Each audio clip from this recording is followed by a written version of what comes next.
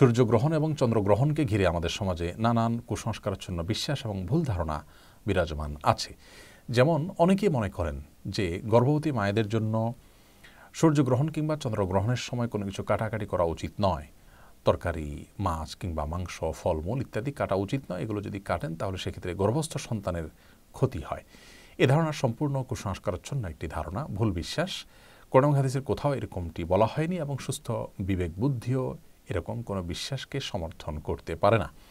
একজন ইমানদার কখনো কুসংস্কারাচ্ছন্ন হতে পারেন না। অতএব এই বিশ্বাসটি আমাদের সংশোধন করতে হবে। সূর্যগ্রহণের সময় অন্য স্বাভাবিক যে কোনো কাজ আমরা করতে পারি, কাটাকাটি ইত্যাদি এগুলো করতে পারি, মা বোনরাও করতে পারেন, গর্ভবতী মায়েরাও করতে পারেন, কোনো অসুবিধা নেই। সূর্য কিংবা চন্দ্রগ্রহণের সময় নবী করিম সাল্লাল্লাহু আলাইহি সাল্লামের মৌলিক নির্দেশনা হলো সূর্য এবং চন্দ্রগ্রহণের সালাতের আয়োজন করতে হবে মসজিদে। সেই সালাতে আমরা শামিল হব, আদায় করব।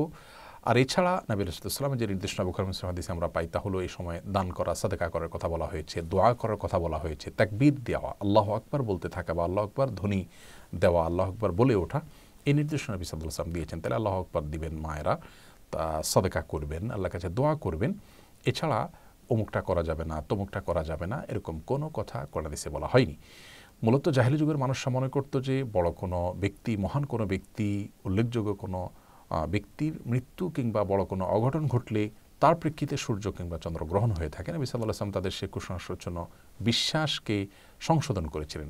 ইসলাম এসেছে মানুষের ভুল এবং কুসংস্কারাচ্ছন্ন বিশ্বাসকে সংশোধন করে বিশুদ্ধ বিশ্বাস যেন মানুষ ধারণ করতে পারে সেজন্য।